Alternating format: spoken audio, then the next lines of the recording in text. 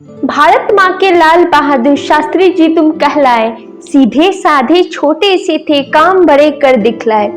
सच ही तो कहा था कभी बाल स्वरूप राही जी ने।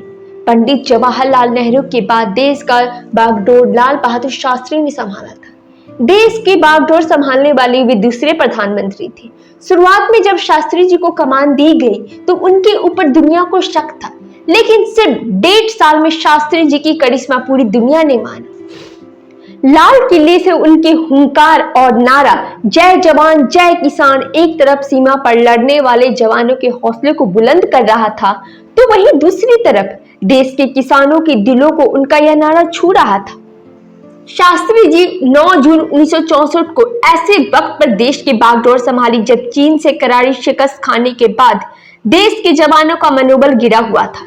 दूसरी तरफ देश की हालत खराब थी। शास्त्री जी 18 महीने तक देश के प्रधानमंत्री रहे।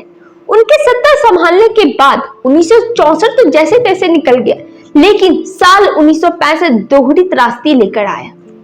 इस साल एक तरफ सूखा था तो दूसरी तरफ पाकिस्तान के साथ युद्ध, लेकिन शास्त्री जी उनमें से नहीं थे जो हालात के आगे घुटने टेक दे। भारतीय सेना ने पाकिस्तानी सेना के हमले का जोरदार जवाब दिया। भारत ने 6 सितंबर को पंजाब फ्रंट खोला और भारतीय सैनिक बरकी तक जा पहुंचे। लाहौर अब दूर नहीं था। भारतीय सेना लाहौर के हवाई अड्डे पर हमला करने को सीमा के भीतर पहुंच गई थी। घबराकर अमेरिका ने अपने नागरिकों को लाहौर से निकालने के लिए कुछ समय के लिए युद्ध विराम की अपील की। उस समय हम अमेरिका की PL 480 स्कीम के तहत हासिल लाल गेहूं खाने को बाध्य थे।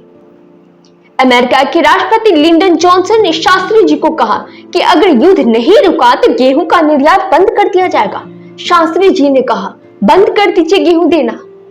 इसके बाद अक्टूबर 1965 में दशहरे के दिन दिल्ली के रामलीला मैदान में शास्त्री जी ने देश की जनता को संबोधित किया। उन्होंने देशवासी से एक दिन का उपवास रखने की अपील की। शास्त्री जी सत्ता में महज 18 महीने रहे, मगर उन्होंने सीमा से खलिहान तक पूरे देश को एकजुट किया। अमेरिका ने कहा था, मेरी बात मानो नहीं तो रोटी बंद कर देंगे। उस वक्त शास्त्री जी ने देश को आह्वान किया था कि एक वक्त का अन्न छोड़ दो। 1965 में ही देश ने सबसे बड़ा अकाल भी देखा। लोगों का पेट और खजाना दोनों खाली था। उसी वक्त शास्त्री जी ने देश को कृषि क्षेत्र में आत्मनिर्भर बनाने के लिए जय जवान जय किसान का नारा दिया। मानो यह नारा नहीं था, देश के लिए संजीवनी बूटी थी।